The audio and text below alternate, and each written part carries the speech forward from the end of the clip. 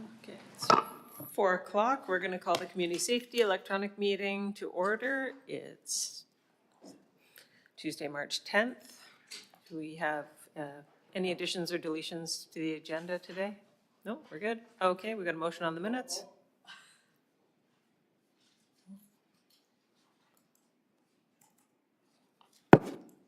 Hang on, I don't- This could be an addition to the agenda, or I think we've got to start putting this down as a standing agenda item, or it could be under the manager's report, if we could get an update on our two unsheltered locations under the Oak Street Bridge and number 5 in Westminster. There were a couple of incidents. I know Mr. Corrado was aware of 5 in Westminster, and I think we've got to look at possibly having that as some type of standing item. Thank you.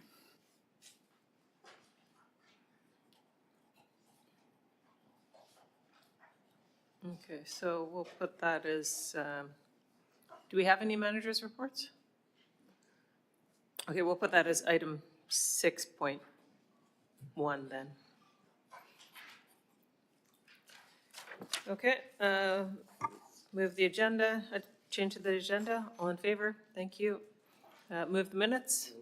Second, all in favor? Thank you. Next committee meeting date here, April 14th, 4 o'clock. We have a delegation. Captain Kylie McDonald, Fire and Life Safety Educator, Richmond Fire Rescue. Welcome. I don't recognize this.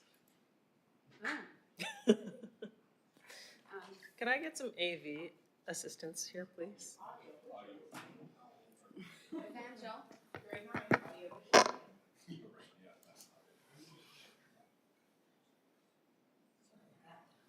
Totally fine.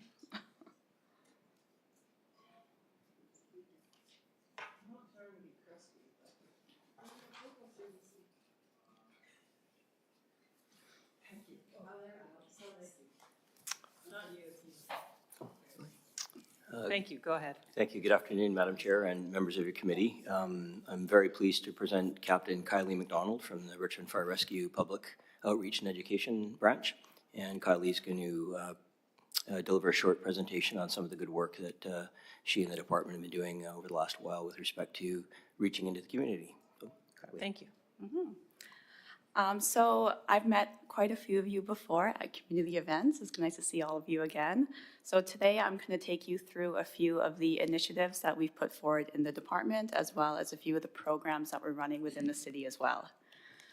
So just to highlight a few things, in the last 4 years, we've been able to reach over 120,000 people in the community. So that's not online, that's not through social media or website, that's in person. That's actually in person at events, through our programs, through education sessions that we do in the city. So this is an exceptional achievement for us. The Big Rig implementation. So we were able to repurpose one of our retired fire trucks and use it for multiple different events that we have, and then also within the programs that we run in the city. We have created a whole bunch of different collaborations with city and external partners. We frequently work with the RCMP on multiple different events. Last weekend, for instance, we did an RCMP car seat clinic held at our fire hall. And then we also have a mock car accident coming up in May, which we're really excited about. And then we also partner with BCEHS and then ECOM for multiple programs as well. Our website creation, completely unintended. We decided it was going to be a library of information, but it ended up creating an ease of workflow within the department as well. So we've been able to create all of these positive connections with an ease of uploading documents, an ease of getting in contact with the person that you need to contact, and it's no longer interrupting our workflow in the department, and we can get people the information that they need right away instead of going through multiple phone calls, which has been fantastic. The Community Wellness Initiative. So this is the medical ID program. I'm actually going to hand all of you one later on today, and then we'll go through it then. But this is to make sure people get the help that they need faster through the emergency response system. And then the local celebrity status branding and international recognition. Well, this has been a surprise to us. But just based on the success of the programs that we've had within the city, we've actually achieved all of these things. So first are the community events. We attend over 50 of them every single year, and this is the first thing that we use the big rig at, so that large backdrop of a fire truck that brings people towards us, that brings children onto the fire truck, even adults, it's not just for kids. And then we're able to have those beneficial conversations with parents that are attracted there through their children. And then because of the branding that we've created as well, because Brian and myself are out in the public so much, people are willing to show up and be vulnerable with us and talk to us about those very specific needs that they have at home when it comes to fire and life safety. So we're able to actually have these impactful conversations, and they actually create actionable items at home as well, and they can make changes at home. So it creates fire safety awareness, the fire department awareness as well. Not many people know the magnitude of what we actually do, and then the community safety awareness as well. So this one is my baby. This is the online education program. The reason why this one came about is because I used to work for another department where I found I was doing the same presentation over and over and over again. And if any of you have children and remember how they were between the ages of 5 and 8, if you stand in front of them and talk to them for an hour, they're not listening. So 5 minutes, exactly. So this is why this program came about. We have created online videos for these children to watch, and then we've created an online test for them to do as a class, and then we also have booklets so they can do an activity afterwards as well. So every single thing inside these programs are age-specific information, and they're 5 to 6 minute videos to make sure we retain their attention. And then we're able to show up after they've completed the entire program, and this is the second place that we use the big rig, so the kindergarten grade 1 program, they get the fire truck, they get to learn about the equipment on it, and they also get to go on it as well. The grade 2-3 program, we do a turnout gear demonstration, so we show them all the equipment that we use going into a fire. And the grade 6-7 program that's currently being produced, we're going to be teaching them about CPR awareness. So it's going to be a huge benefit within the city. And something that I didn't realize would happen, parents are actually coming up to me at events and thanking me for the work that we've done for this program. The kids are recognizing us as YouTube stars because we're inside the videos. And so kids are excited to see us out in public. The parents are excited to see us. And one thing really stood out. The first parent that came up to me and spoke to me, she said, you know what, my daughter came up to me and she said, I didn't know that we had to have working smoke alarms in our home. Do we know what ours sounds like? And then she was just like, oh, we've never tested our smoke alarm before. So they went to go test their smoke alarm and it wasn't working. And that was really, really concerning, so they went out and purchased a new one. So I was really happy to hear that, because 90% of people who pass away in fires do not have working smoke alarms inside their home. So this was a huge, huge benefit to me and kind of like an eye-opening experience. So I've had these at multiple events where parents are coming up to me and thanking me and actually telling me we've been able to create this fire safety awareness inside our home, and we've been able to make all of these changes as well. So this has been a huge benefit, and this is the program that people all over the world want, and this is the program that allowed us to be flown across the country to speak to fire departments in Ontario and New York State about what we've done and exactly how we've done it. And then finally, the fireside chats. So I think this is actually one of the most beneficial things that we do, because they are community-based presentations. So whether it's a special interest group, a strata, a business, all those types of places, they have those common interests, but they don't really know about fire safety specific to what they actually need. So we have fireside chats, and I do not show up with as a PowerPoint presentation, because as soon as you put up a PowerPoint, people usually just look at the PowerPoint and read it, or after about an hour, as we know, you start falling asleep. So these presentations are engaging conversations. So the first thing we say as soon as we show up is we are not leaving until we've answered every single one of your questions. And that's exactly what happens. So we're there for an hour and a half or 2 hours sometimes. And every single time somebody asks me for my card afterwards so they can spread the word, so they can hand it to their church group, so they can hand it to their community group, so they can hand it to their other friend who's within a strata as well. So these conversations get people talking about fire and life safety. And because I'm talking to them about the specific information that they want to hear, not just what I think they should know, people are actually engaged and people are actually making changes, and stratas are enhancing their safety inside their buildings because of the conversations that we've had. So just to put it in perspective, last year we spoke to about 950 people with the fireside chats. And this year, just in the last 9-ish weeks, I've already spoken to 1,041 people. So the word of mouth referrals and the repeat visits are becoming so huge and so beneficial inside the city that I could see going up towards like 5,000 this year. We already have multiple more booked. So yeah, these are all of the programs that we're running, and it's been a lot of fun and it's a huge benefit in the city, and I can't wait to do more. So are there any questions? Thank you. And if someone wants to book one of these, how do they book one they of can these go- fireside chats? They can go through the website, and right up at the top, there is a book an event tab, and you can request one of those fireside chats through there. Okay, and you can also apply for the big rig at your event? for That's that right. too? Okay, excellent, thank you. And what's the name of the website? firerescue.richmond.ca. Thank you. Okay, and Councillor Day. Thank you very much, Madam Chair. This is brilliant. I'm going home to check my smoke alarm because I know it was working when the kids were young, but now I don't have them to bug me, so thank you for that. Did you at any point during the videos show how to use safely a fire extinguisher?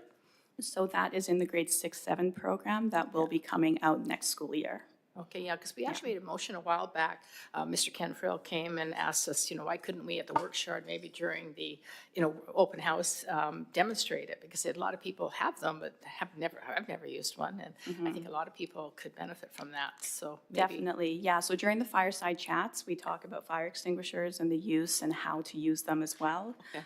There are also lots of different options within the communities. So First Alert Fire Easy Spray, that's another thing. Cold Fire, something that we use on the fire trucks just as an aerosol spray as well. Right. So there's lots of different options for fire extinguishers. But our stance is always, we do not want people staying inside the fire and fighting the fire. Your job is to be safe. Our job is to fight the fires. So please call 911 right away before so that we can actually get on the way before there's more damage. Okay. Yeah. All right, thank you very much. Councillor McNulty? Yeah, thanks very much. Very impressive. Great job all around. So I'm really excited to see this kind of community engagement. And hopefully we can provide the resources to give you even more, because this is, to me, what we should be doing in the long run. I want to hit a couple points and a clarification from you, which was I'm impressed. On the grade 6-7, you mentioned about CPR awareness. And I'm really impressed with that, and I'm just wondering how far you go, and do you have enough information to allow students to continue on with CPR? Because it's obviously a skill that every individual should have. Absolutely Definitely. everybody, no matter who you are. It's just like every child should know how to swim. And so where does that go? How does that go? Because you seem to be at least in the schools, which are the most impressionable people. Yes, definitely. So the intention with the CPR is to create the awareness about CPR, why it's used, and then we're also going to teach them how to check the vitals, so airway, breathing, circulation, how to do the CPR, so 30-2. We just can't certify people in CPR. So what we're going to do is educate the children on the benefits of going and doing some further education, whether you're doing a babysitting course, doing CPRC, doing standard first aid, all of those types, because it just benefits you in every single career in life. So that's going to be a big portion of it as well. So we'll create the awareness, and then we'll move forward with educating them about what their next steps can be. Well, that's excellent, because at one time it was in the school curriculum, believe it or not, a number of years ago. And obviously that has been taken out of the other. And I like how you make people, when we come across, feeling safe and the perception of being safe. Do we have you mentioned smoke alarms, and I didn't see CO2 detectors up there either, but no, it's probably part of your smoke alarm. Yes, yeah. Do we have a home safety checklist when they come to see you at an event, et cetera? I know you give out a lot of neat things that have messages on them, but do we, on the RCMP, they have a crime watch document that, check this in your car or whatever. Do we have something from a home safety checklist that people can walk away with, or could be? We don't have one that you can walk away with. It is on our website, but that's definitely an idea that we can move forward with and printing that out for sure.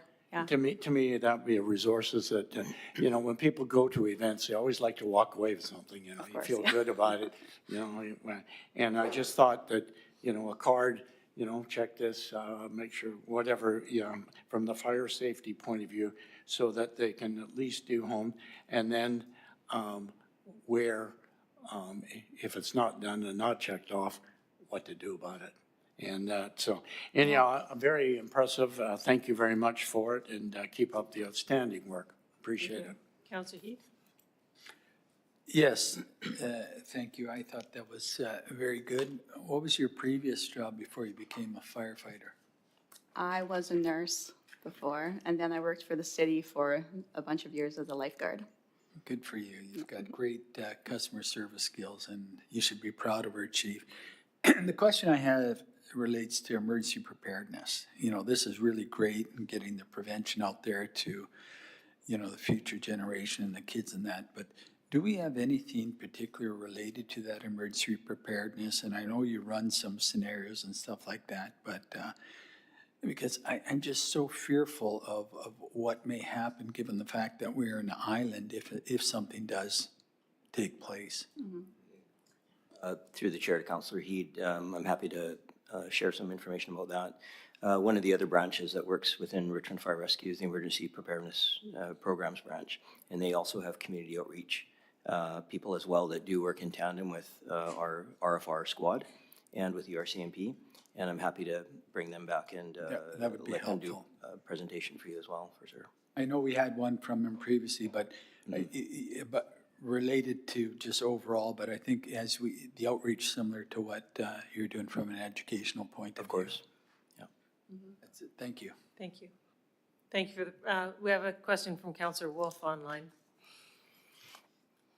Yeah, thank you. Through the chair, my question is just in regards to the programs offered. I know in the presentation it was mentioned that you go to the site of the students, but are there also opportunities for students to come to the fire halls themselves? And if so, are there more than one type of program there? Is there like something about the firefighting equipment and maybe one about emergency programming or that kind of thing? Thanks. So currently, we don't offer fire hall tours for the schools to come by.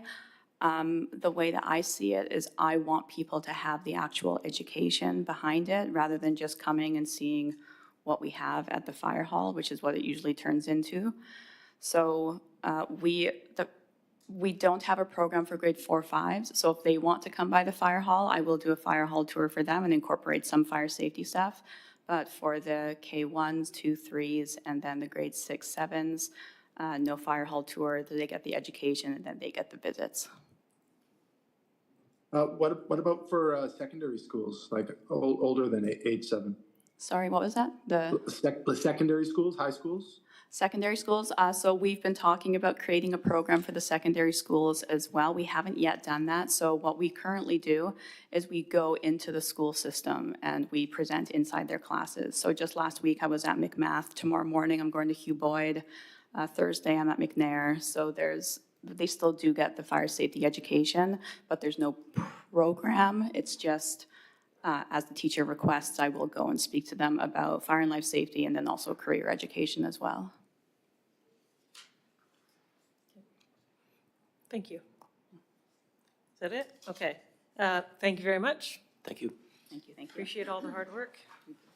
And Community Bylaws Monthly Activity Report, January 2026. Mr. Corrado? Oh, take home presents. Here's your list. Here's your safety list. It's in here. Thank you. Thank you. I got a takeaway. This is something in it, they love them on the dad. Exactly. Good job. To the chair, I have nothing further to add, and I'm open to questions. Thanks. Anybody? Bueller? Item number 2? Okay, motion on the, Counselor Galanders? Thank you, through the chair. Thanks for the report. I actually don't have questions about the report. I have a question about the bylaw. We received a memo about the artificial turf on Boulevard and bylaw, and it was discussed in Public Works last week, I believe. It didn't say on that bylaw, so it says all the hard materials, the concrete, this, that, and it doesn't mention artificial turf, but it says below in asterisk, artificial turf is included as a hard material. But it doesn't, when was that bylaw created? Through the chair to Councillor Galanders, I can get back to you on when the Boulevard Maintenance Bylaw was created, and I would also add there's another bylaw that also, where there's crossover to, is the Regulation of Highways and Materials Bylaw. I believe that bylaw was created in the last 2 years, and that would, artificial turf would constitute an unauthorized thing, so it would be in contravention of that as well. And the space in question, which is the boulevard, is a public space. Hence the requirement for the property owner to obtain authorization from the city to place objects on that boulevard. Okay, yeah, and then I guess I know a little while back, and I will actually request a meeting with you just to discuss it a little bit further another time, but there was a complaint about a property, unsightly premise, because they had a garden built on the boulevard, and it was, you know, right beside the neighbor's driveway, and it's not just flower beds though, like it's metal structures that pots are on, and like lots of pots right in the ground. So, you know, if somebody who doesn't appreciate the style of that garden could say it's a bunch of metal and garbage right on the boulevard, but you know, to them it's their garden. But and I believe the bylaws said nothing needs to be done here, and it was kind of upsetting to the neighbor who had filed the complaint. So I was just wondering, I guess it says you can have flower beds, but including like pots? Through the chair to Councillor Galanders, all of those items could be reviewed, and it would be subject to requirement of receiving authorization from the General Manager of Public Works. We would have to take a look at what those objects are. There's some principal concerns. One is that there's a permeable surface so water can get through. 2, that there's the ability to access whatever the services are required there. And the third component is that it doesn't create a kind of a pedestrian safety or a visibility for traffic kind of issue. Those are the 3 principal areas. It's more practical, not necessarily how it looks. Through the chair to Councillor Galanders, there's certainly an element of the optics in terms of being able to see. And then it would be better viewed on a case-by-case basis. Yeah. There are certain restrictions regarding the height of certain items such as shrubbery and the like, but For happy to field of discuss. vision? Yes. Yeah, okay, that makes sense. Thank you. And good report, as always, thanks. Just for clarification, the use of AstroTurf or turf did come up in a report a few weeks ago, right? And we did review it and we chose to stick with the existing rules. So if we decided to change our mind, we could revisit that report and change it, but we have to change the bylaw. And if I understand correctly, we can't just do it on a one-at-a-time basis. We either change the bylaw or we don't change the bylaw, but we can't give people permission one-off to do it here and there. So, you know, if we've decided one way, we have, but if we want to revisit it, we absolutely can. Yeah, my question is more what to do if someone's already put it in, and they put it in before the bylaw, but they're being asked to remove it now at an expense to themselves, and wondering if there's any option for a case-by-case on that. No, there's no grandfathering. So once there's a rule, that's it. So, and that's what staff's looking at. So if we want to change the bylaw, then we can do that, and then it allows everybody to do it. So Okay. that's the line in the sand, I guess. Councillor Heed? Yes, Per se, it doesn't particularly refer to this monthly activity report, but it is something that we've discussed here previously, and rather than leaving it for a management report, I just need an update on a couple things, because I look into the RCMP's monthly report, and they talk about those two incidents. And from a bylaw perspective, you'll recall we had discussions regarding this. Number one was the location where that young boy, after he had an argument with a group of people and had a fight, ran across the road and was hit by a car, seriously injured. You were going to look into where that, whether it was an illegal party or legal party nearby occurred. Did we ever have any success with that? Through the chair to Councillor Heed, I'm going to sort of recall, I believe this was an alleged dance party, rave party, and there was an altercation, according to the media, and a fight, and an individual ran across the street and I believe was struck by a car. Staff are still investigating the matter. In particular, staff are investigating the business in question from the angle of a zoning, a permitted use, and a business license perspective. I don't have any further updates at the moment, but I will be able to get back to you with a major update on that particular investigation when it's forthcoming. I can't speak to any updates on any criminal investigations, but we are conducting a business license investigation. So in the point I want to make out here is, yes, there's an active criminal investigation going on here, and, I'm sure the chief, if he is able to, would update us. But I guess the point I want to make here is, regardless of what happens on the criminal side of it, I think if we've got some bylaw violations based on the use, we should pursue it, regardless of where the police investigation is taking them on that side of things. So I just don't want us to think that, the chief and his people are going to deal with it. I think we have to be very active if in fact there was a violation on that property use here in the city. So I don't want to lose point of it. And the second one I want to bring up, and it's also noted in the RCMP monthly report, is the travel agency that somehow is alleged to have taken people's money and not provided the trip for it.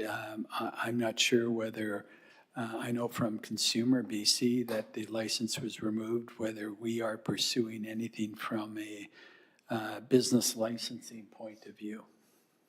Through the chair to Councillor Heed, yes, that business is licensed through the city. So far, we've been coordinating with the RCMP investigators, and we've placed conditions on the license. There can be no issuance of any further travel packages. The business right now is in the process of paying outstanding debts, and to the customers that have lost those opportunities, those travel packages. We have also placed conditions on the business license that license will only be valid for a set period of time, and then they must receive a new license from the Consumer Protection Agency. This is independent of the police investigation. However, should there be anything that would come out of that investigation, it would potentially trigger a violation. There's section 5.3 of the business license bylaw, which ensures that businesses must be compliant with federal and provincial statutes, rules, and regulations. Again, I just want to highlight the fact that we can have two independent investigations going at the same time in, at least sharing the information back and forth. But I think we've got a duty here within our own system here, regardless of what Consumer BC or the RCMP are doing from a possible or alleged fraud investigation point of view. I just don't want us to lose sight of our municipal powers that we have. Thank you. Tony, you'd like to weigh in on this? Yes, through the chair to Councillor Heed. On the point, the second item that was referred to. The conditions that Mark referred to that were incorporated in the license were intended to facilitate restitution for those that have lost money.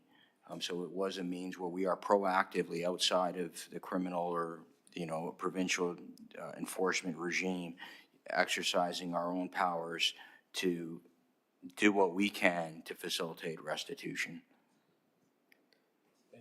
Thank you. Councillor Day. Thank you very much, Madam Chair. And thank you, Mr. Corrado, very much for the memo that you sent on February 9th that's in our minutes. The cleanup that staff did underneath the Oak Street Bridge is stunning. The before and after pictures just tell an amazing story. On page 2 of your memo, it says that the Ministry of Transportation did not participate because they require that all residents be vacated before they do any cleanup. Whereas, thank you for your staff, you went in and found a contractor and we spent $18,000 getting it cleaned up because I think it was 9 of the 12 had decided to leave. Is there any chance of recouping that money from the Ministry of Transportation? Through the chair to Councillor Day, staff are certainly going to send through a bill and an invoice and make every effort to get that money back. I'm not sure it will be an easy fight, but we're going to make every effort there. And I would also add that we have not received the type of cooperation that we need from the Ministry of Transportation and Transit. As you and the rest of the committee are aware, there are still outstanding sites right now where we desperately need that cooperation and support. It seems to be there is some acknowledgement at the ground level, the staff level, but the problem seems to lie further up the chain. And there seems to be some conflicting dialogue going on between the ministries. Certain ministries want to take action, but the bottleneck might be in receiving permission from another ministry, such as the Ministry of Housing. So there's a lot of finger pointing going on, and the results that we need are delayed. I will say that we enjoy a very productive relationship with the Ministry of Social Development, Poverty Reduction. They've been very effective working lockstep with the city. Because you managed to find assistance for those people, and those ministries stepped up and helped. Is that correct?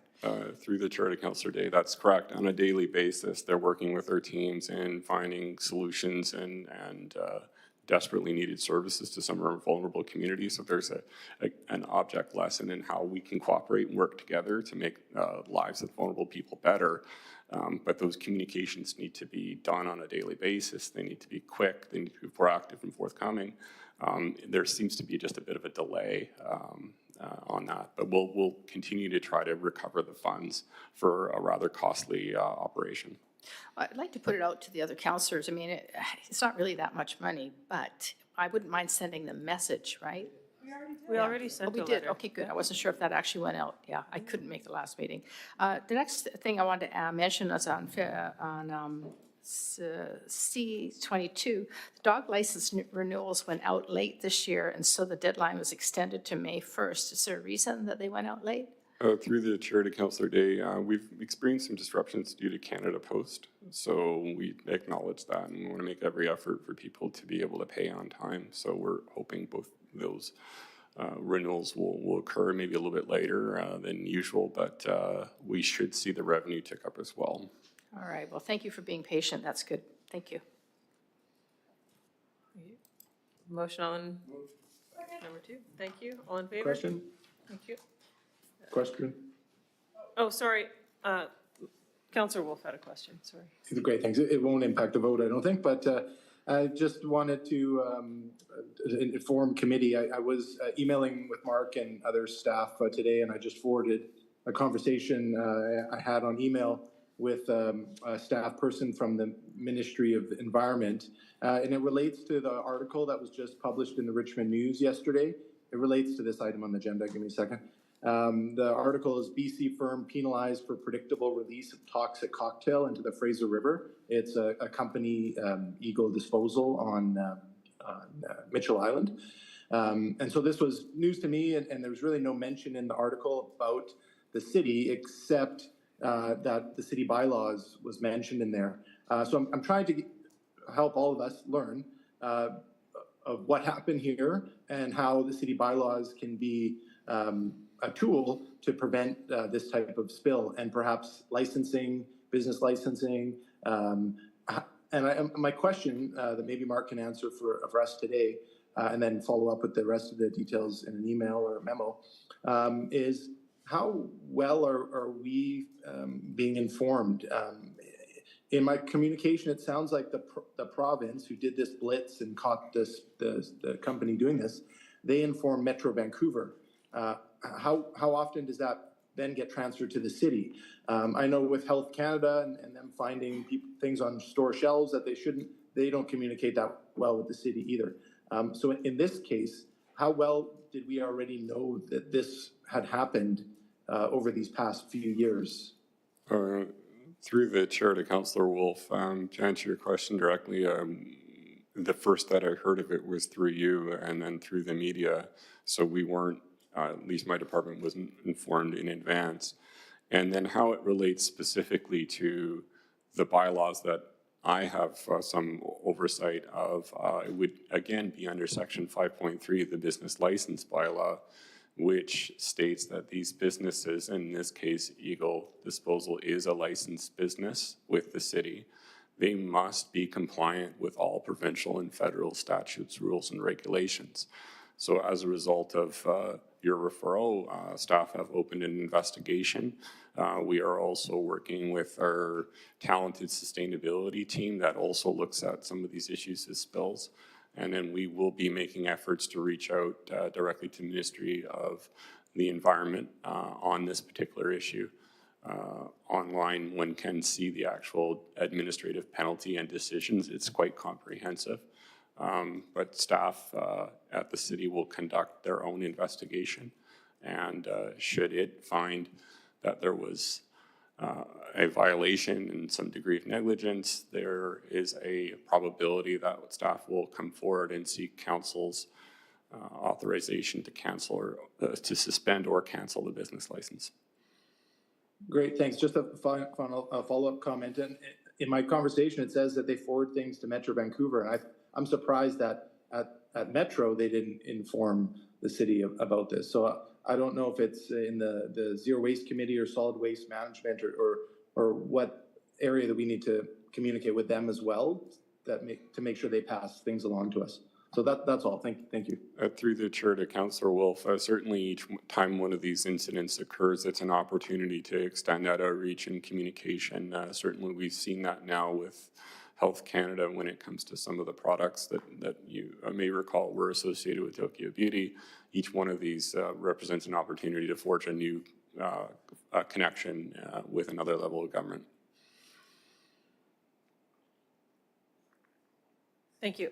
Okay, thank you. We've voted on this. Richmond Fire Rescue Monthly Activity Report. Fire Chief Jim Wishlove.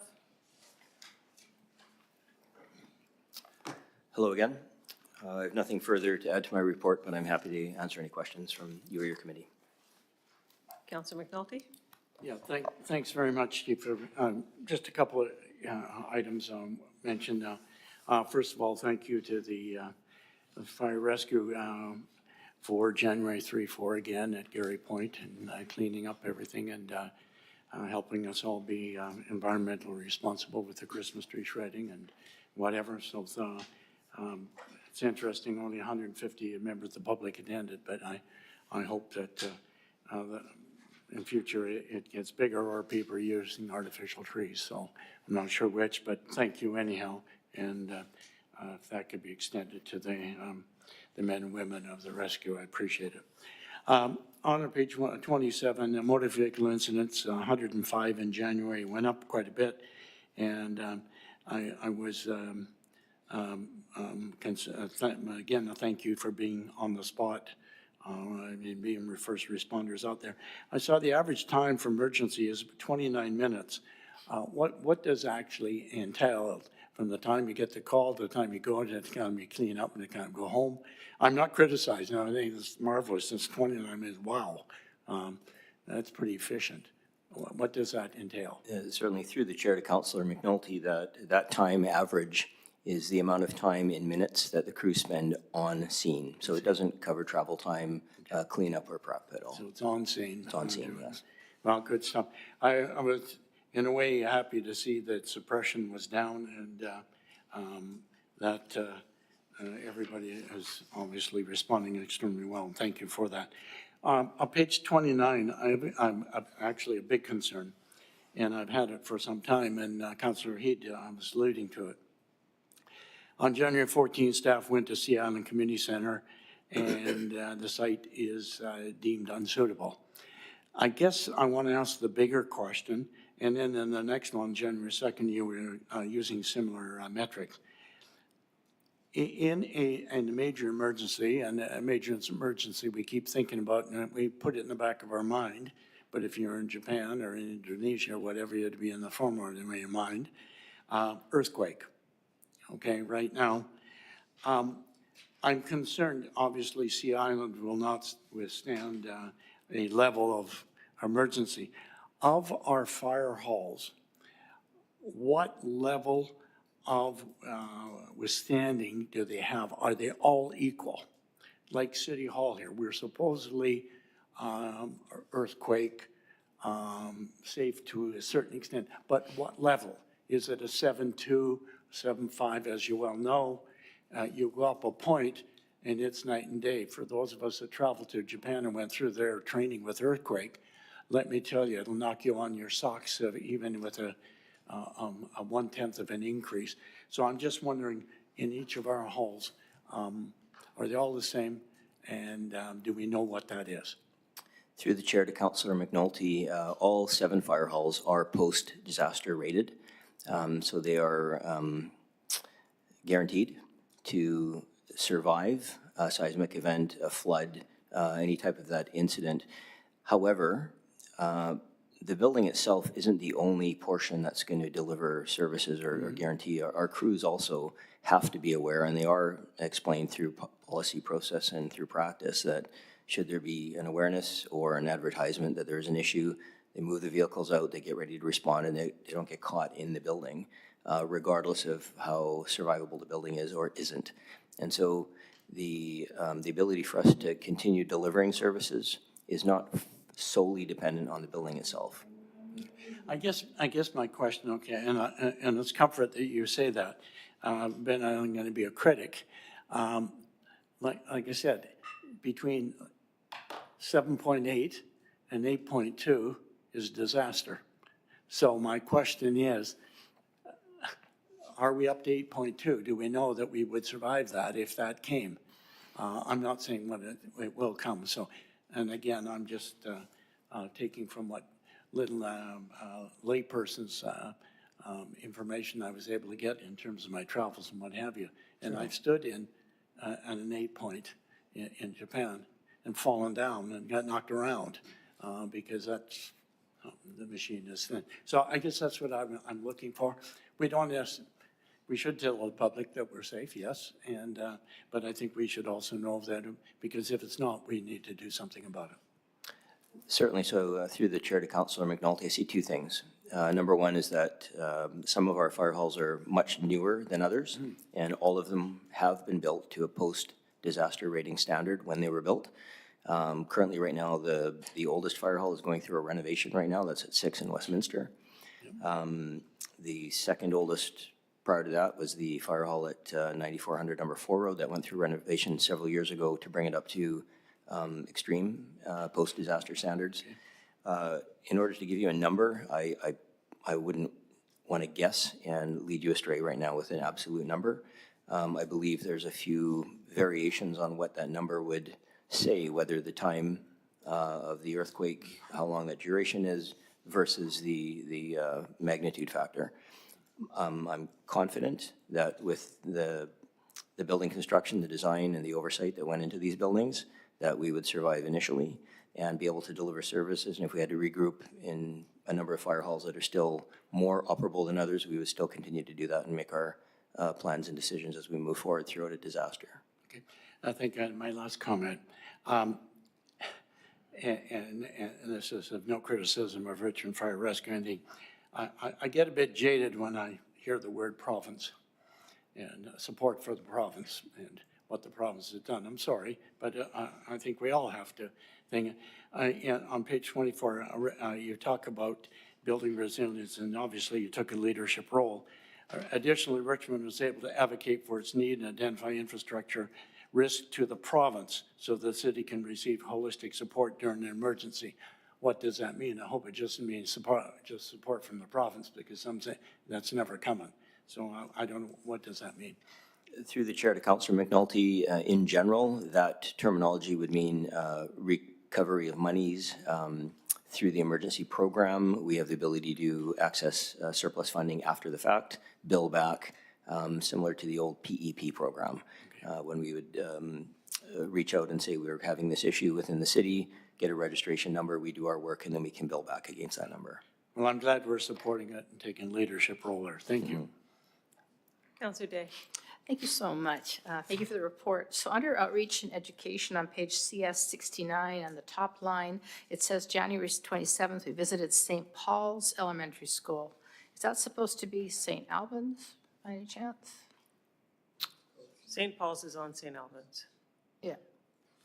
Okay, just want to double check that. And then I saw in the report that you did visit Sea Island and it's not suitable for a reception center in the event of an emergency. What is the alternative? Through the chair to Councillor Day, there are a number of alternatives on Sea Island. We can access the elementary school. We could access facilities through Air Canada, through YVR. The unsuitability for that center too, I'd like to just clarify that.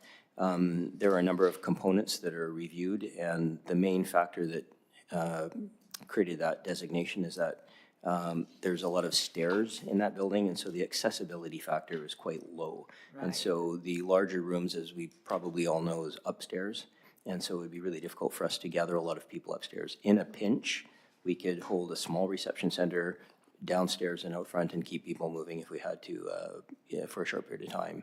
But generally, we would prefer a building to be either ground level or more accessible. Okay, so it's not completely out of the loop in the event of like a huge plane crash or something. That's correct. But we would have that as our secondary likely, and you find another location. Okay, good. Just wondered about that. That building was built a long time ago, so I'm not surprised it's not quite up to snuff to today's standards. So thank you. Thank you. Councillor Heed. Thank you. Chief, I'm just looking at the loss estimates. Commercial, $5,450,000. Is there a significant incident that brings it up to this? Because I look at some of your commercial one. Yes, we understand the industrial sites and stuff like that, but how did we get that high? Through the chair to Councillor Heed, can I just ask exactly what you're looking at? CS 28. Okay. Fire incidents by type and loss estimates, January 2026. Yeah. Estimated value preserved commercial, we're up, looks like $5,450,135. Yeah.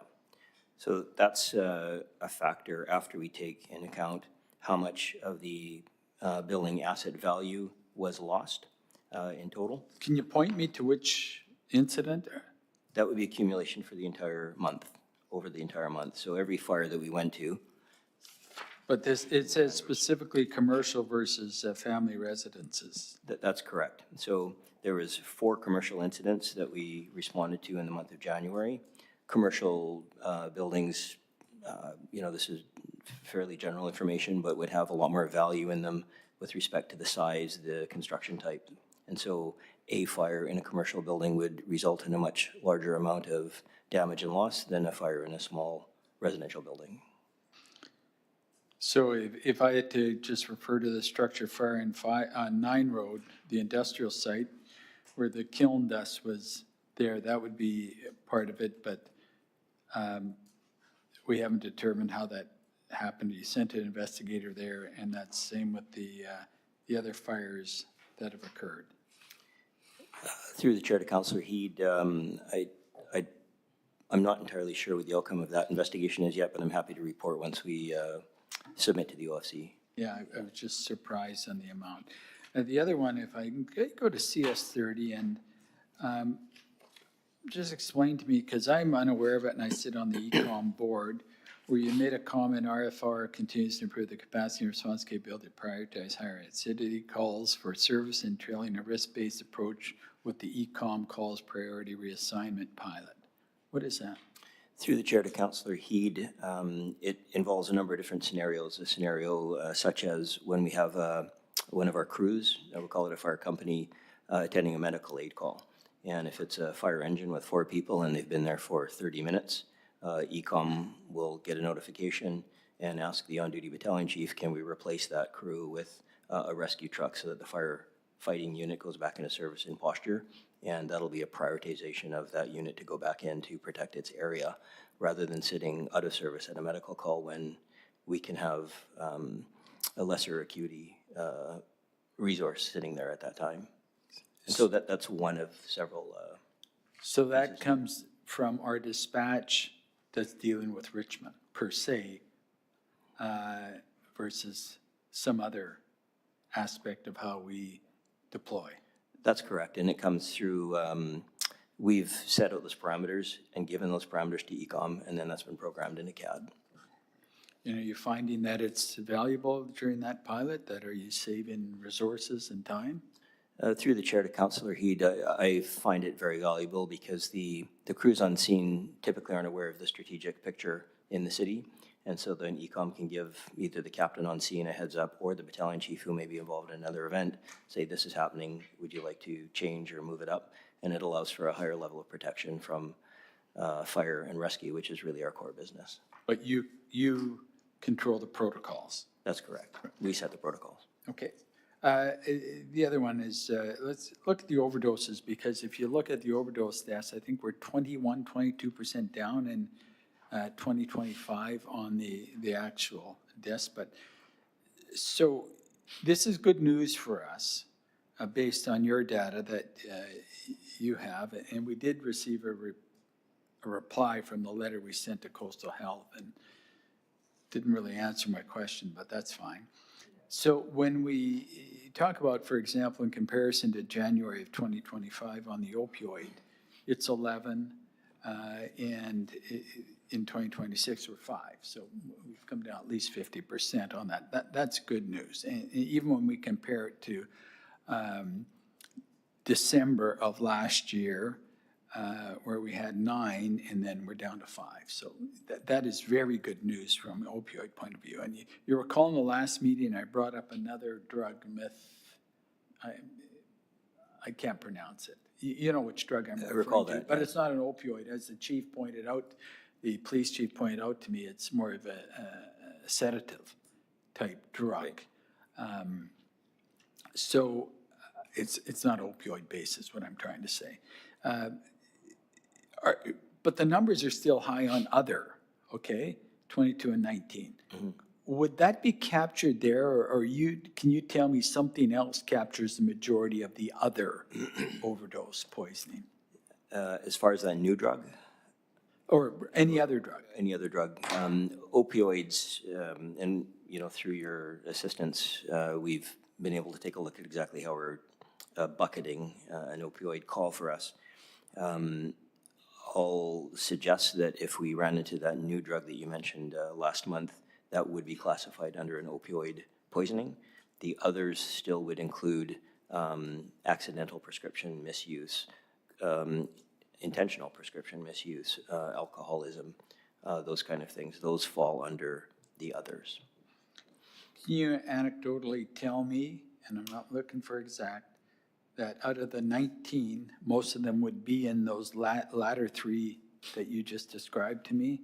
Or are we looking at, what I'm trying to eliminate is, do we have a new phenomenon related to illicit drugs that's taking place? Through the chair to Councillor Heed, I can't say that we have a new phenomenon relating to illicit drugs. The usage of alcohol, inhaled products, and the prescriptions and those type of things typically is higher than the use of opioids. They're more readily available. And so we do see more calls for service for those types. Good, just keep an eye on it for me. Please. Thanks. Okay. Motion? Second, all in favor? Thank you. Fire chief briefing, anything to add? Thank you, Madam Chair. I just want to mention one piece of information. In January, as we do every year, we released a posting for replacement firefighters. We hire annually every year to take care of any known and pending retirements. And so that posting was open for just over 2 weeks. And we have assessed that we have 8 positions currently that we know we're going to be filling. And we had 318 applicants to fill that. So we're very comfortable with the applicant pool, and we're starting to work through that selection process now. And the final interview pieces will be done in July of this year, and then we'll be onboarding those people in August again through the Oval and through our internal training like we did last year. So just wanted to share that. Councillor Galanders? Thank you through the chair. Yeah, just a question on that. So I know that people in fire don't always work where they live, and sometimes they really don't. Like, a lot of people here work in Burnaby, and a lot of people here work there just based on where their friends are. How many of those 318 applicants, if that was the number, are from Richmond? Are there some from Richmond? A good percentage? Through the chair to Councillor Galanders, there are a number from Richmond. I don't know exactly how many. We're early into the process right now. In recent years, typically if someone is a high quality prime candidate and they are locally, they'll be given preferential treatment during the interviews and that. They still need to meet minimum standards in all the objective testing. Right. Yes. Thank you. Thank you. Thank you. RCMP monthly activity report. Chief Superintendent.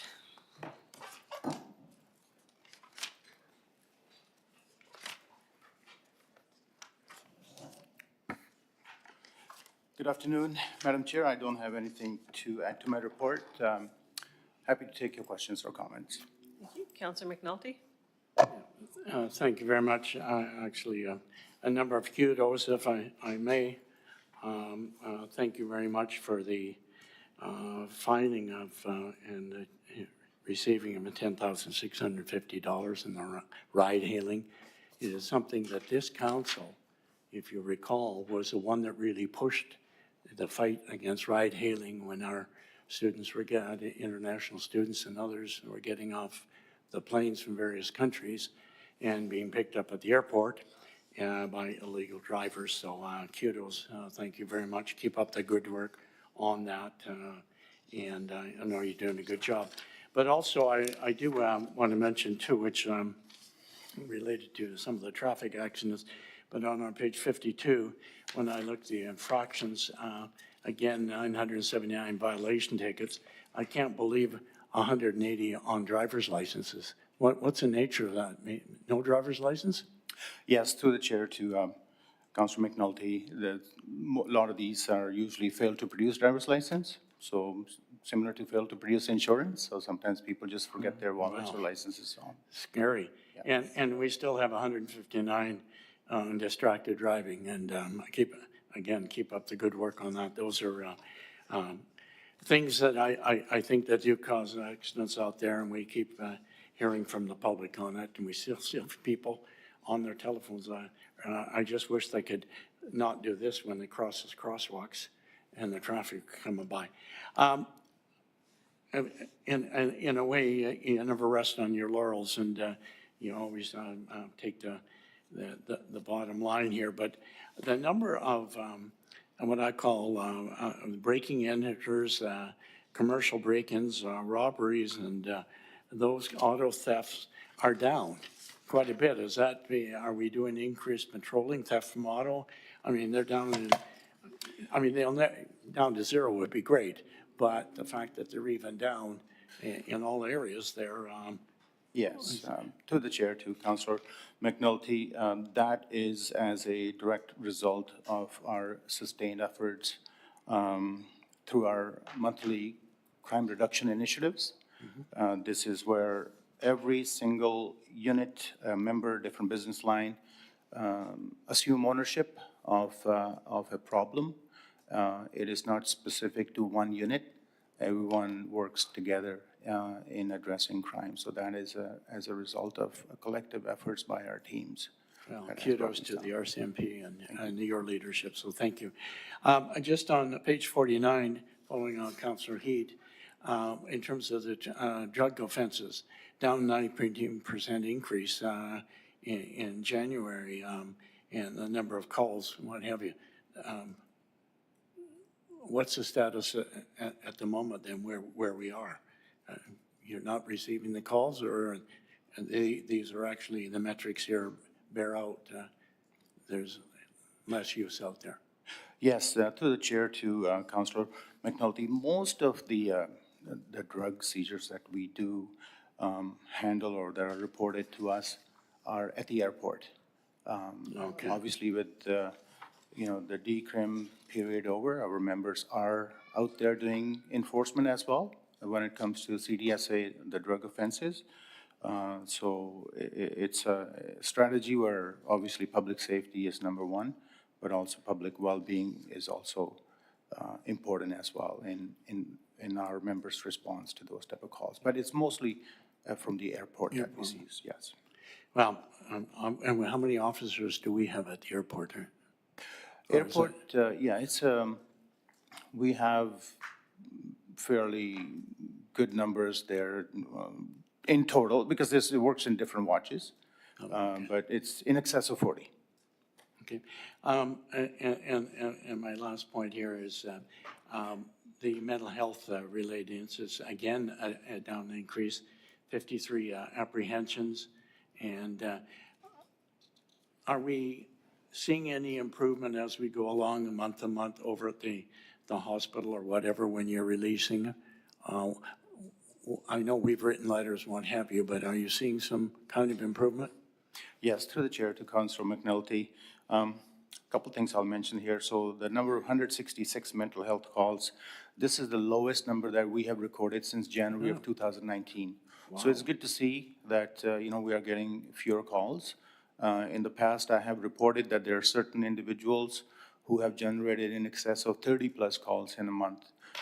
Those individuals are in different care facilities, so that is one reason that the numbers are down. And our teams work very closely with our health partners, especially with Vancouver Coastal Health, doctors and nurses there. And we are seeing that our wait times are coming down. Just even last night, we had 2 apprehensions, and one individual was certified within 53 minutes. Wow. And the other one was examined by a physician, and they were not certified, but it only took 30 minutes. So, it is, I would say, situational dependent, how busy the hospital staff is, but we have a good working relationship with them, and it's refreshing to see, that we are getting, we're spending less time at the hospital. Well, keep up the great work. It's much appreciated by the citizens of Richmond. Thank you. Thank you so much. Councillor Heed? Yeah, and I'll just comment first on that last point is we did receive a letter in response that we wrote to Coastal Health. I believe you got a copy of it. And if not, we'll make sure you get a copy. But they were very appreciative of the working relationship they have with your organization. I still say 122 minutes is too long, I just wish we could get the resources out on the street quicker. But anyhow, 53 police apprehensions in January, I found that rather high. Remember, those are people arrested under the Mental Health Act for either danger to themselves or others as a result of their mental activity. I found that number relatively high. Yes, through the chair to Councillor Heed. A lot of these calls are also check well-being calls, where they're not specifically related to mental health. And once our members are there, that determination is made at that point. It could be causing disturbance type of calls. But we still have a group of individuals who are still generating, multiple calls. And they end up contributing to these numbers as well. geez, I think in a month's time, very seldom did we have 53 full apprehensions under the Mental Health Act in Vancouver in 1 month, so that's rather surprising, so. Anyhow, the other issue, and I'll just, what Councillor McNulty brought up too, is all indication based on the data we're collecting a lot more data than we've ever collected before, I think, in this city related to the drug issues. And when you talk about the charges, we understand that's a reactive to a particular charge, and you could go either way, up or down. But I think the relatively important data is the social disorder calls in the way you've classified it here under suspected or confirmed. I think that is a very, very good point. What I'd like to see, who's ever doing your stats, is if we could have some measurement from when we started to look at this month by month, so we have some comparison to truly say, okay, it looks like at least from a social order perspective, those drug calls that we categorize various things are coming down or up, because I strongly believe that our numbers are going down here in Richmond, which is a very good sign, as it is with some of our unsheltered population and some of the work that's been done. And, you know, my hat's off to you and your mental health unit, and I think we've got to make sure that we get you the resources required, because I think that is very important. But I think even with some of the city programs around what we're doing with our outreach workers and our bylaw officers, I think attributes to those numbers going down. So that's good. And I did mention the two incidents, the travel company and the unfortunate incident for that young boy that had life-altering injuries. So, you know, I'm not necessarily asking you to comment. I know those are probably ongoing investigations. Yes, through the chair to Councillor Heed. With respect to the young man sustaining serious injuries, we are making good progress on that investigation. You know, quite often when individuals are involved in pedestrian collisions, as we call it, hit and run, the tendency is not to stop and just leave. So it's just the best case scenario is just to stay there. And it really helps that individual quite a bit down the road. But we're making good progress on that file. So obviously, fail to remain at the scene of accident is what we are pursuing, and it's going. The investigation is going in good direction. And with respect to Vegas vacations, we had a lot of people who you know, came forward and reported being defrauded by this business. So our economic crime unit has taken conduct of the investigation. So we will determine that if there's civil component or if there's criminal. So if it leads towards criminals, we'll certainly draft a report to Crown Council recommending charges. Thank you. Councillor Galanders. Thank you. Through the chair, thank you for the report. Kind of on the same lines of the traffic incidents as on CS 46, we've talked about it a couple of times tonight. So that's the 17-year-old that was hit on 3 Road. And I just wanted to point out that it was 2 months ago that we were having our community safety meeting right when that incident had happened. And at the time he was in the hospital and we didn't know if he was going to pull through. He was in critical condition. And then I think a week later, there was a news release that he had gone home to Vancouver Island, and there was a photo of him smiling and looked like he was going to recover. So just in case anybody didn't know that he is recovering, unless there was an update, but that's the last that we heard. So that was just for anybody that was watching. And then on CS 47 at the top, talking about the cyclist who was found deceased, and that had just happened as well on Westminster Highway. And then seeing it in the report now and reading that it was, you know, the RCMP had already received the report of a missing person. So obviously he didn't show up at work or to his loved ones, and somebody put out like, where are they? So just a worst case scenario. And it just makes me so upset, because if the person had stopped, they could have called 911 and his life could have been saved, right? And so to me, that's just brutal, all of us. And just wondering if there's been any progress in that investigation. Yes, through the chair to Councillor Galanders, this is a very, very tragic incident where, the individual had left on their bike to go to work very, very early in the morning. And obviously, there's lighting and many other factors were at play. But and so fairly similar type of circumstances with a young kid. But again, we are making some progress on this investigation.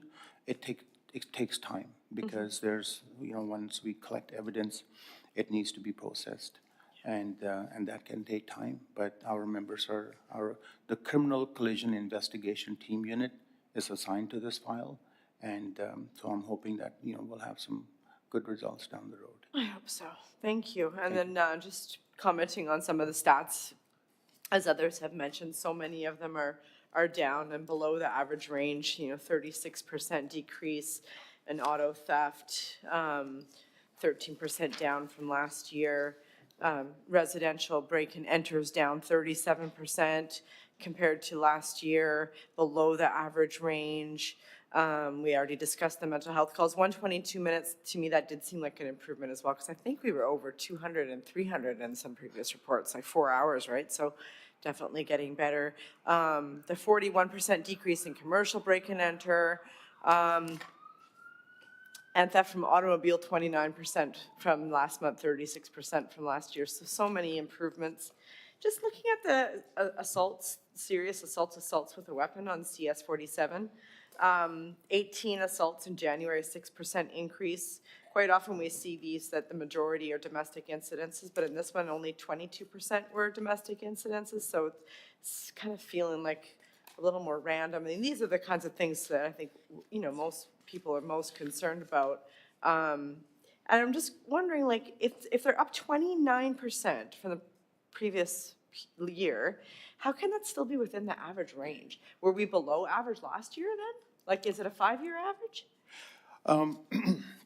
To the chair, to Councillor Glanders, recently the criminal analyst team, they looked at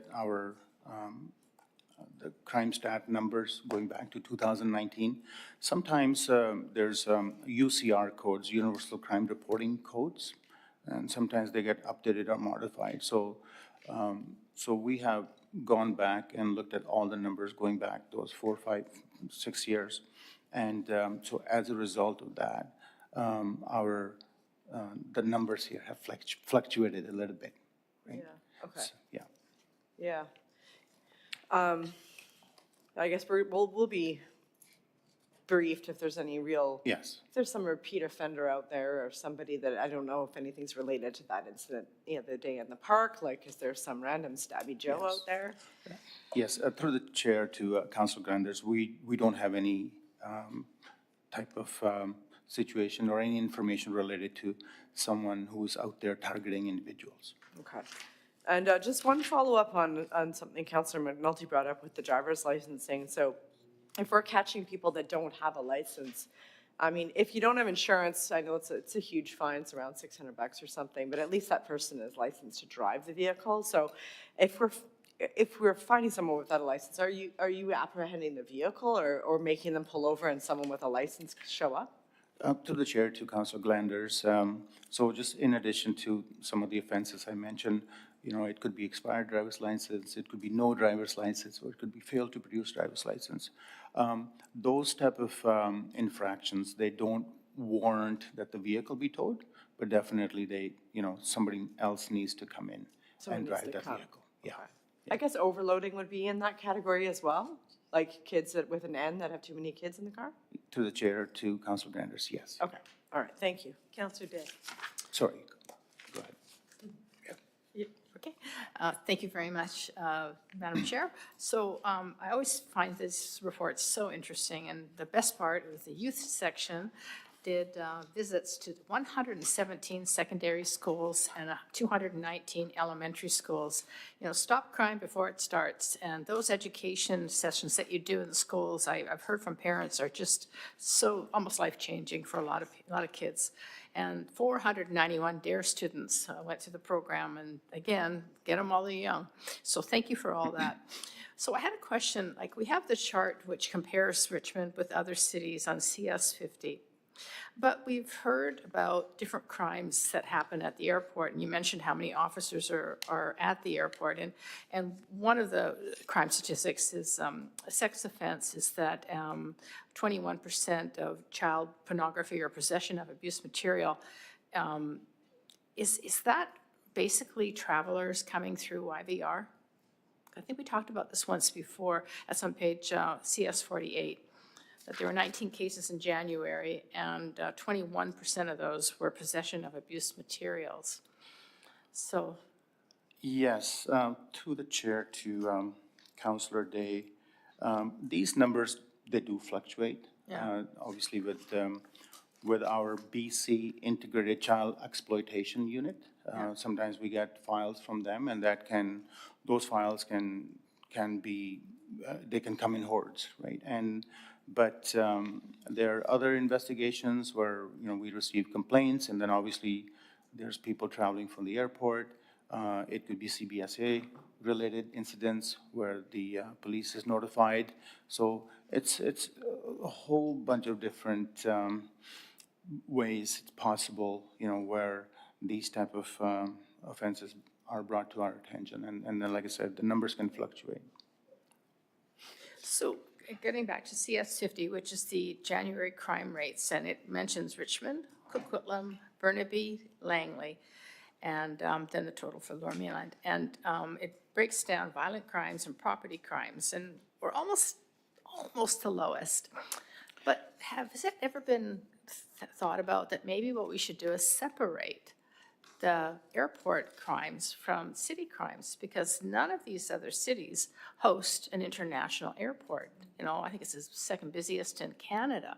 And every month I look to see if that number's lowest in Metro Vancouver. But then it occurred to me as I was reading the report that maybe if you separated City of Richmond from YVR, we would be the lowest. Yes, to the chair, to Councillor Day, that's a very good suggestion. YVR by itself is considered Zone 1. So there's some overlapping there when it comes to, because we are divided into 4 zones or 4 districts, if you want to call it. And so would we be able to capture 100% of the offenses, because it's not just YVR? There are certain things that happen just outside the airport as well. And, and then there's a shoplifting or shoplifter from here going to YVR, so this becomes a little bit complicated.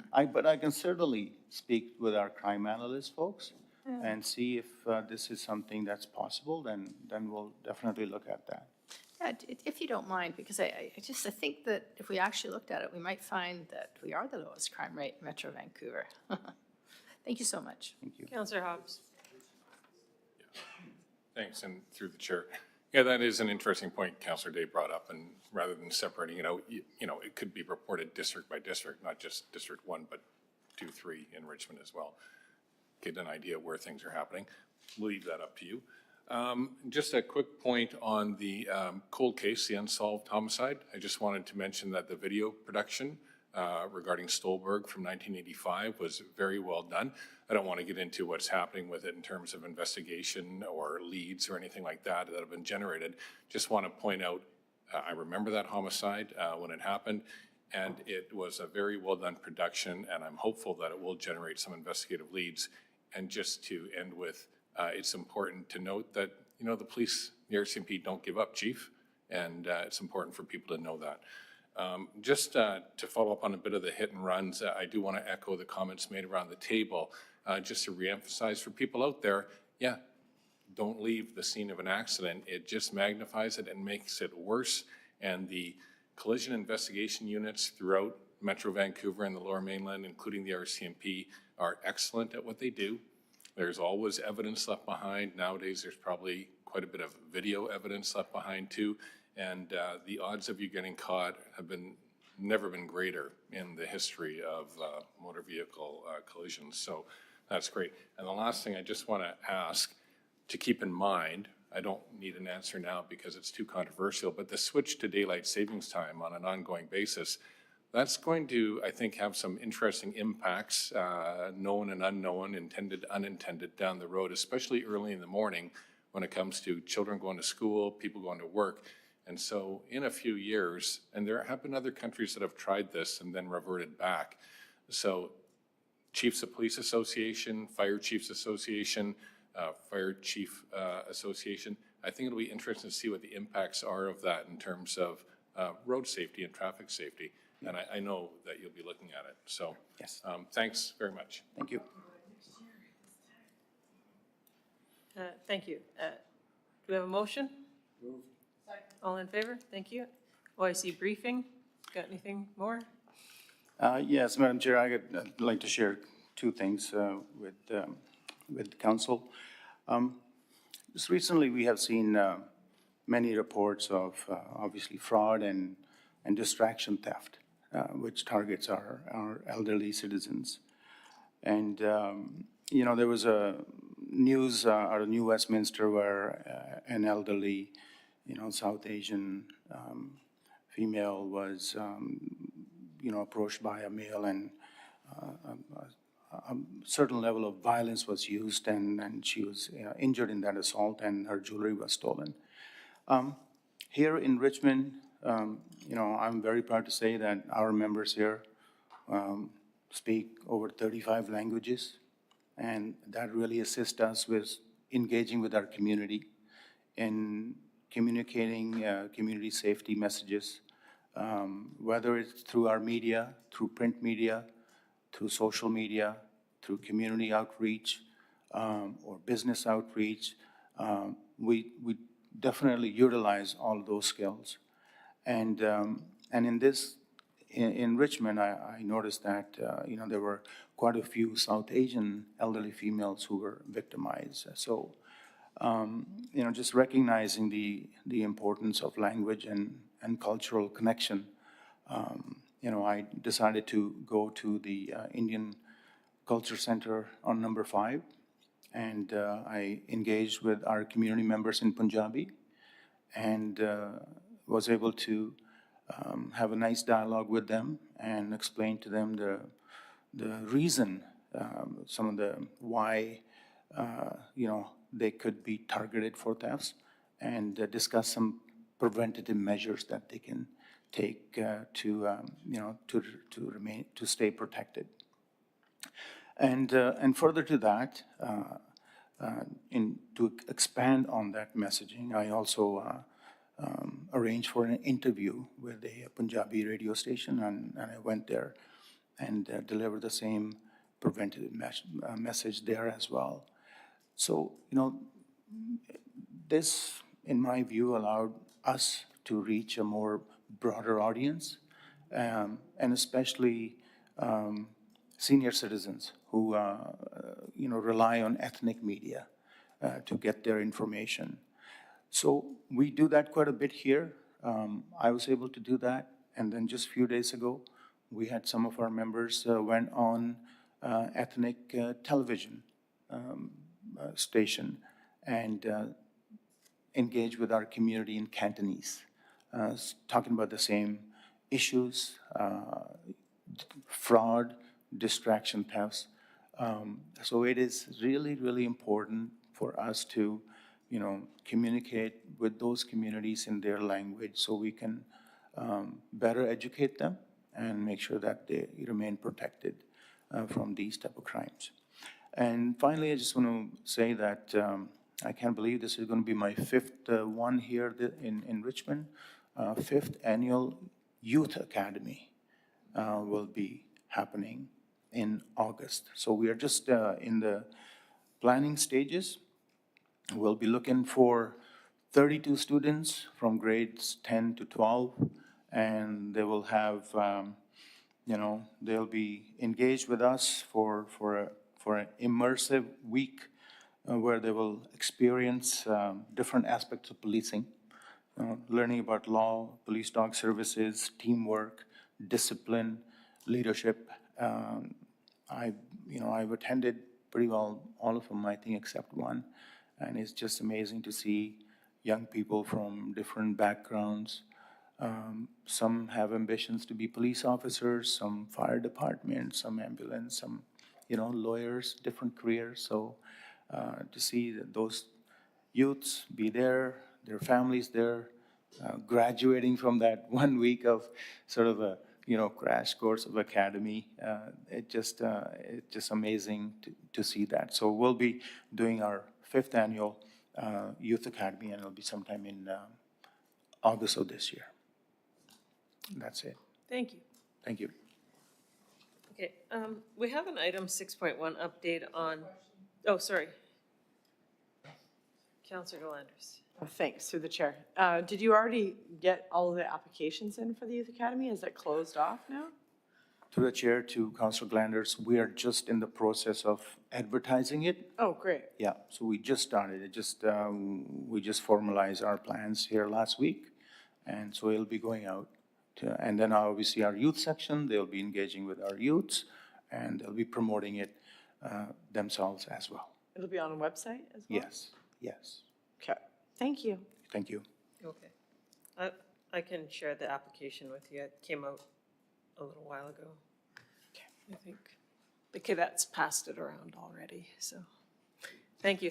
We do have an item 6.1 update on MOTT unsheltered sites. I don't know if staff's prepared to talk about it or if you want to just give us a memo.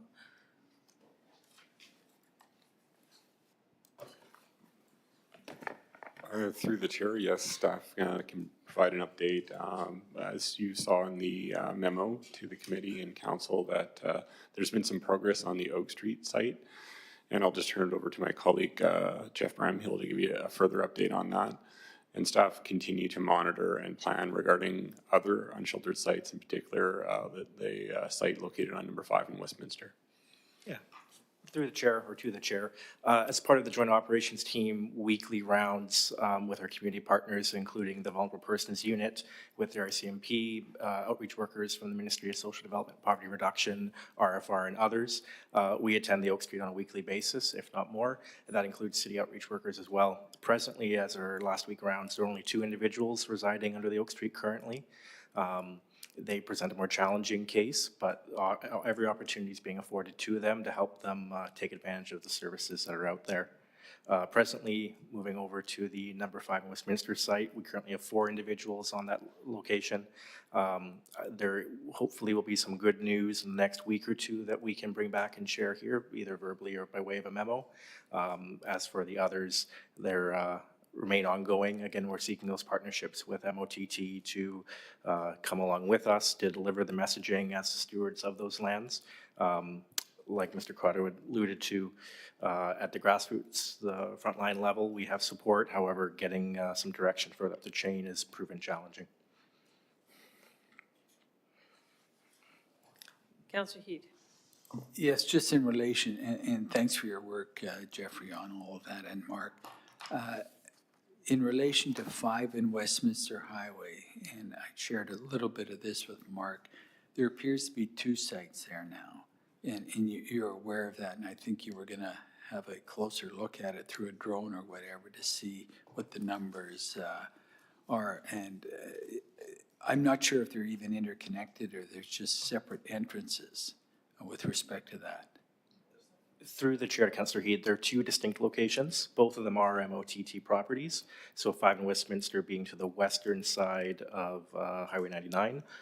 To the eastern side is what we call Nature Park East or Exit 37, because that's the exit you need to going northbound to take off the 90 to get to. They are 2 disparate, unique locations, different individuals, no overlap, nothing like that. We do have aerial photos of both sites. Last week, it's part of our regular rounds. There are 4 individuals on that Nature Park East location. And how many on the 5 in Westminster, the west side? 4. 4 and 4? Correct. Great, thank you. Thank you. Do we have a manager's report? Yes. Tony? If I may, through the chair, and there a comment was made about the letter that we sent to Meena Darwar, and I just wanted to inform the committee that I was highly disappointed with the reply. And I will say that the fire chief and I met with Ms. Darwar, or Dr. Darwar, expressed our expectation to receive a heat map on a monthly basis because they have access to all the granular information. We were told that that would disclose personal information, and I didn't agree with that because we weren't asking specific addresses, just a general heat map. And so we left the meeting with that expectation. There was no assurance given to us, but this is what we received that you saw, which was really not helpful. And so I just wanted you to know that we did go through the effort of communicating quite clearly what our ask was, because we are aware of the expectations of this committee, and we felt that that would be very helpful to append to our monthly report. But unfortunately, that's not what we received. Thank you. Councillor Heed. So I guess rather than just taking what she said, because I had a conversation Saturday evening with an individual that's one of our higher ups with respect to my lack of appreciation for the report. So I don't know if you, and I'll take your suggestion, Tony, that we bring Ms. Duar here in front of the committee to speak to her about it, or are you thinking of doing something else?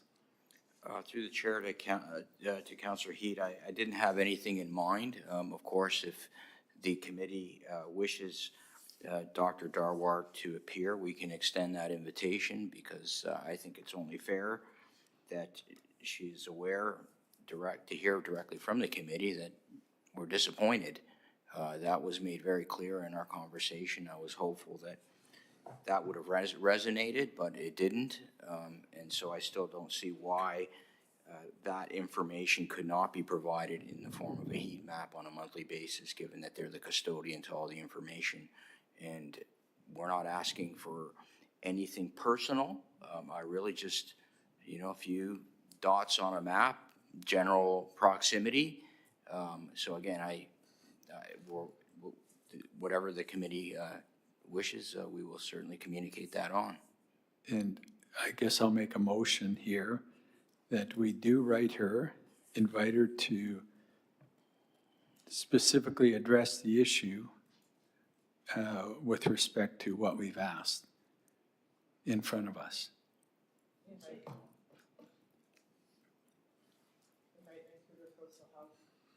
Specifically her. Do we have a second?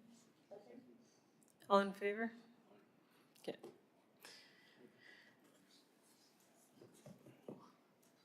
Yes, anyway. Thank you. Do we have any further managers' reports? Nothing further. Okay, move adjournment. Thank you. We are adjourned.